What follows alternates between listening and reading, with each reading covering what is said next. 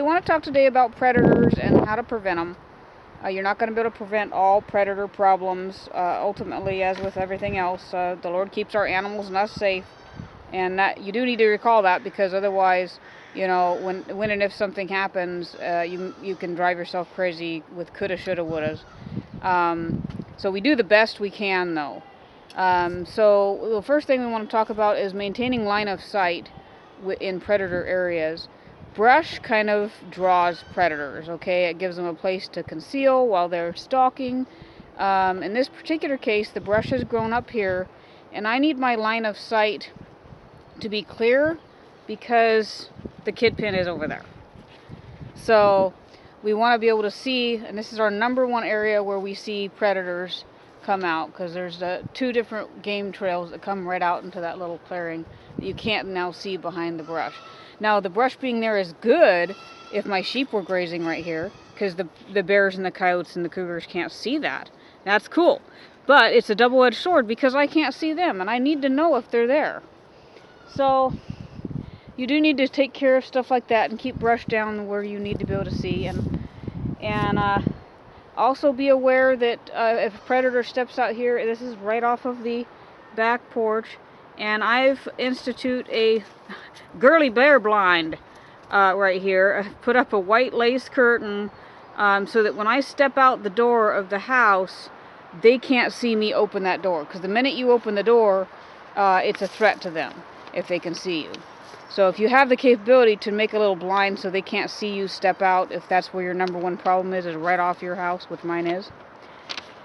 So the other thing we want to talk about is pretty obvious stuff like secure enclosures, and we obviously do the best we can with the materials we're given. The kid pen is made out of recycled lumber, and so we took advantage of that. Whereas chain link is maybe, you know, maybe looks nicer, less rustic. With the recycled lumber, we have the capability to make a solid backed wall against the back of where the predators are coming from. So the predators can hear these guys, they can smell these guys, but they're not going to see fun kids bouncing everywhere. And that's not going to then prime them for attack, because, you know, sight is important to predators. And when they see swiftly moving animals, that says attack. So they're not going to be able to see them in order to do that. So you want them to have good secure fencing. You want them to have good housing in order to eliminate some predator problems. It's not going to eliminate everything. There are predators, bears and wolverines, for instance, that can break in no matter how good the pen is. So do be aware of that there's some things you just can't do nothing about. So we'll go on a little walkthrough of our little homestead here and talk about it. You want to remember that most homestead farm animals are prey animals. So they're vulnerable to all kinds of predators. It's up to us to protect them, because not only because of economic loss, but to complete our duty as their shepherd and their guardian, because they depend on us. They're like a kid, you know, well, like a kid, haha. No prey animal has an adequate means of protection against a predator. Most of them, their only line of defense is fight or flight. And fighting, in this case with goats, even if they have horns, and this is a lot of reasons people say, oh, I leave the horns on the goat so they can protect themselves. No, they can't. They still need the shepherd to protect them. If that's your job, the horns aren't going to save them from an animal. It might dissuade an animal, but not one that's serious. So that leaves flight and evasion. So by putting an animal... Hi, Maverick. By putting an animal in a pen and doing what we call farming, this is the basis of farming, is putting an animal in a pen and taking care of it, we have eliminated the amount of defense that the animal can do by limiting its ability to fly. So they can't run away. During a predator issue, these guys won't go in this house if that door is open. They will continue to be out here because they know that's a trap. So they're smart enough to know that. So that comes down then to us that we have to defend them because they can't run away because we've put them in a pen. So we have to do our due diligence as a farmer and as a homesteader to take care of them because that's what we've agreed to by putting them in that pen. So you do also want to, one good way to keep down predators is a perimeter fence. And it doesn't have to be a huge high thing. It would be better if it's very secure and higher. But when you're talking about coyotes and bears and cougars, they can jump higher than any fence you can put up. They can climb. So the perimeter fence is more for making sure that you're kind of putting something in their path. Predators, as well as most wild animals, will follow the path of least resistance. So if you've got a fence in their way, they're more apt to go along the fence than they are to jump it. Unless they really want through. We have a predator trail that goes right along that little road there. We have another one that goes right through here and across the garden. And so you're not going to eliminate all predators, but some of them will go around, some of them will avoid it. What are you guys doing today? So you want to make sure that when you're homesteading that your rabbits are kept in a perimeter fence, or you're going to have issues. Make sure that the wire in their pens is not rusted through. Make sure you have good, sturdy construction. Locks and latches on your pens. This is not a proper latch, okay, to keep out predators.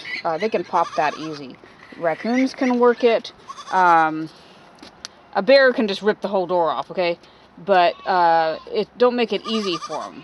Now, this would be a little bit of a hijink because it's in a hutch situation, but what you want is a slide lock. Some predators can figure out how to work those, but they're harder for them to work. The harder the latch is for them to work, the better it is. You also want to be aware of hunting times and lock up your animals an hour before sunset and an hour before sunrise. They're really, really active too, so don't let them out until, I don't know, an hour after sunrise. Having a dog can be a great predator defense. Make sure it's a larger dog. Hi. But do know that predators are aware of the fact that we have our dogs and fences, and they know what the dog has for a limit. They do not have to acknowledge that the dog is a threat to them because they know that the dog can't get out of that fence. Well, some dogs can and some can't.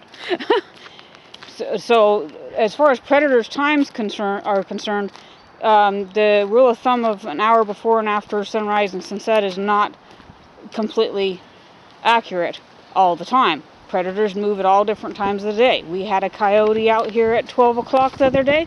We had a coyote out here yesterday at 2:30. And she actually probably needed to be eliminated because she was not afraid, not one little bit. She came out and was watching the sheep. And she wasn't scared of the dogs. She wasn't scared of me. But we had guests at the time. So that wouldn't have been a very fun end to their visit. So over here at the sheep, see, all my rabbit latches back here are appropriate latches, and they're all on a perimeter fence.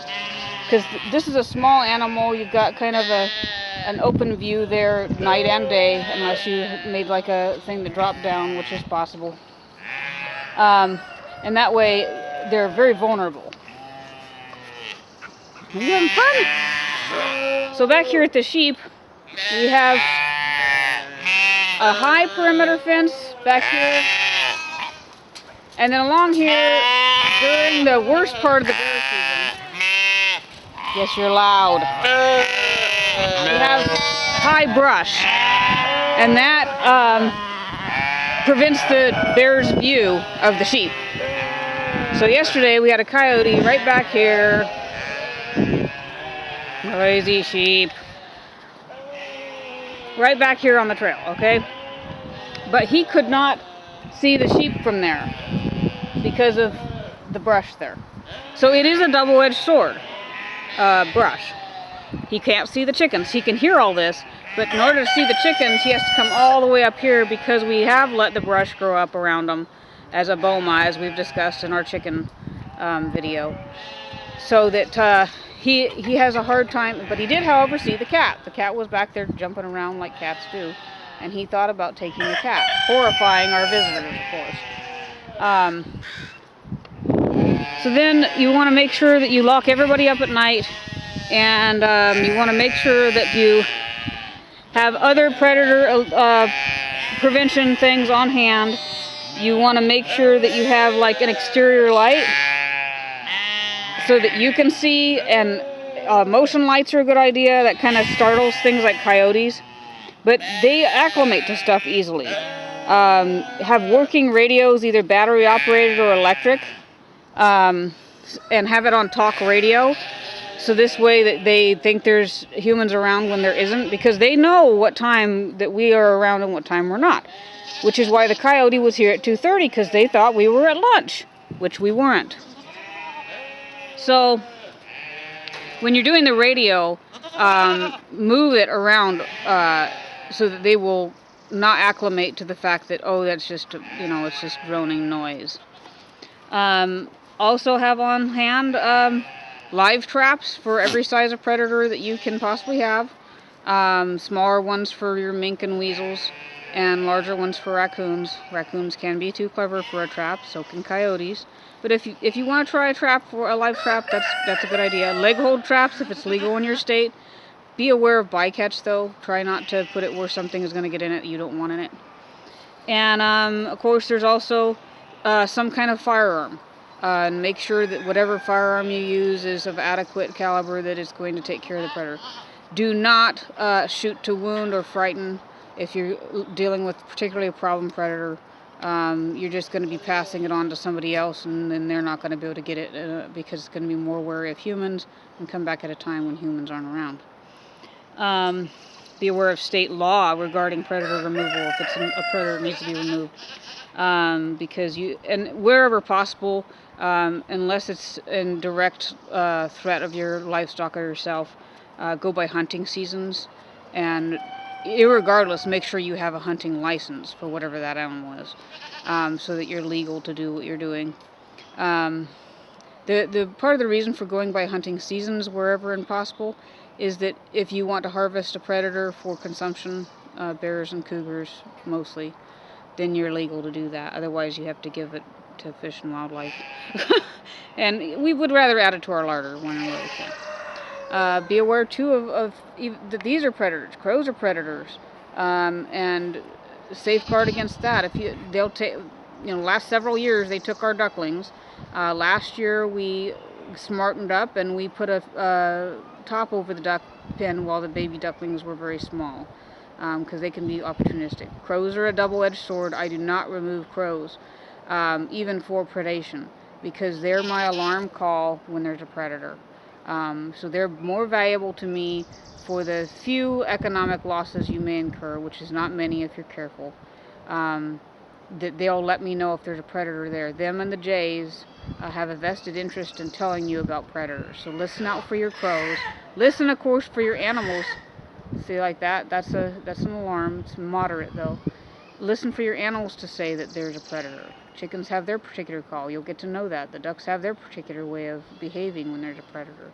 Goats sneeze when there's a predator. Sheep whistle. And, of course, your dogs will bark.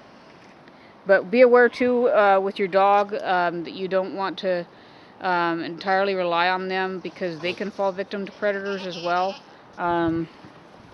Even a smaller, large dog, like our little Nova monkey there, she could fall victim to a coyote that was persistent and wanted to take her out.